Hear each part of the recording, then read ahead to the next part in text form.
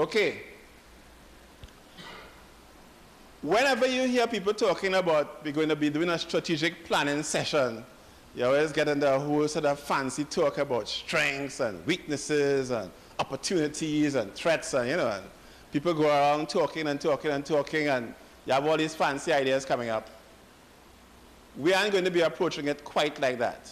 We are going to be using another approach, an approach that as I keep saying, I'm somewhat qualified to talk about. The major issues in strategic planning have to do with how can you identify these emerging opportunities and threats. In other words, where are you going to get a crystal ball from? Which will be a man you're going to go to that could look into the future and tell you, this is what is going to happen to cassava or cassava production in the next 5 years, in the next 10 years. How were we able to sit down in St. Vincent and figure out what was going to happen to the banana industry 5 years down the road, 10 years down the road? What kind of processes you have to go through to be able to at least come up with some scenarios, and I'm going to be using this word a lot today, scenarios. In other words, you're going to have a little story playing in your head as to what the future looks like. And we are going to work backwards. Check me, you're still with me? Everybody? Everybody still with me? Yeah. Instead of staying in 2014, looking back at the kind of production we had in 2010, 2011, 2012, 2013, and see what the trend is, which is what forecasting is about, we are going to stand up in 2014 and think about 2020. Think about 2024. Stand up across there and ask ourselves, what would 2020 look like for cassava production, for cassava utilization? And if we agree collectively on what it would look like, what it might look like, listen to me carefully, what it might look like, then we have to now actually backcast. In other words, we have to look back into 2014 and say, what should we have been doing in 2014 to get us to this? You still with me? People still doing this, but I want to break you out of that habit today because, as I say, I've spent years of watching students do this, and I know what that means, right? No, but seriously, this is not an arbitrary concept, eh? This is not some little Vikey thing that, I feel I can imagine anything I want then. Okay, I see myself here in 2020, I own half of Tobago. You still have to ask yourself, okay, so will that really make you happy? Will owning half of Tobago really make you happy? How many people are going to have to displace to own half of Tobago? How heavy you got to sleep at night if you have half of Tobago dispossessed and you own half of Tobago? So that clearly the vision you have of yourself or the industry in 2020 and 2024 has to be, sustainable, has to be, consistent with your own values, right? So that is why some fool from Trinidad can't come to tell you what the cassava industry will look like in Tobago. You have to decide that. And the difference between foresighting and forecasting is that you are taking responsibility for the future.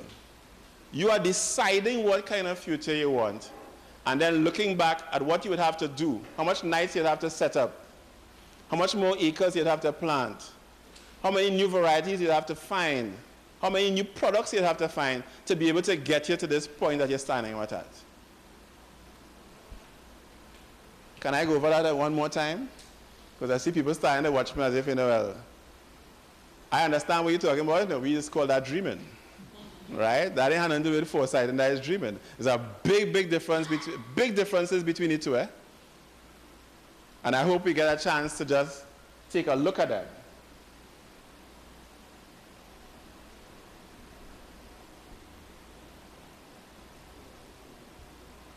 Am I being a visionary or just being a dreamer? I mean, if I put myself in your position, I'm sitting down there, anyway, have plenty of things you could be doing this Wednesday morning. You come here to hear some fool say that, if you stand up in 2020 and you imagine anything you want, you could get it. That doesn't make any sense to me, and it ain't supposed to make sense to you either. But it is part of a process, it is part of a skill, it is part of something that one can learn, and it works. Now, that's why I spent a little bit of time before telling you what my background is. I am not telling you about something that I read in a book. I'm telling you about a process that has been tried, tested, and works. Let me go over that. Tried, tested, and works. And I am living proof of it. I'm still here sporting my Winford shirt. I can go anywhere in the Windward Islands. Nobody want to stone me. Nobody want to pelt me down with rotten nothing. Because it is part of a process that has worked and continues to work. In 2004, the Scientific Research Council in Jamaica invited me to facilitate the regional biotechnology roadmap. This was the plan for the entire Caribbean, including Santo Domingo, to develop a biotechnology roadmap. In other words, how we are going to proceed with biotechnology throughout the region. There again, same type of processes. Yours truly in front of a whole bunch of scientists who knew more about biotechnology than I did, obviously, and we were able to craft a roadmap. In 2007, NIHS, again, I keep telling you I'm very lucky. I always tend to be in the right place at the right time, apparently. NIHS again, hire a boy to be the lead consultant for the biotechnology Foresighting. So I've been down this road before, and I'm telling you, it is possible. But it is not something that you just catch a vaps and do.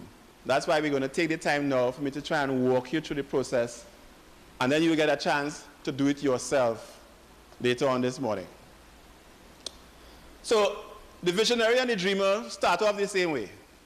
You can lay back, close your eyes, and say, oh Lord, yes, boy, producing cassava by the case. And up until that point, the visionary and the dreamer are in the same boat. Both of you there with your eyes closed, you're seeing yourself, you know what I mean? You don't even want to take phone calls on them because you're too big for that now, you know? You start seeing how many assistants you have doing this, that, and the other and thing. That's okay.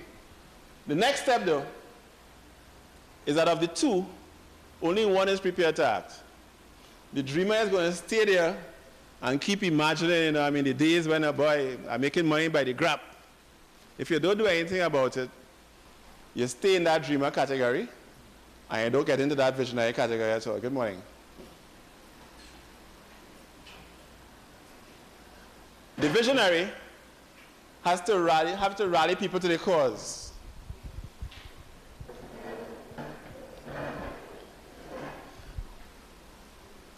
Whereas the dreamers genuinely try to keep it to themselves because this is such a good dream. You don't want to share this with nobody, you know.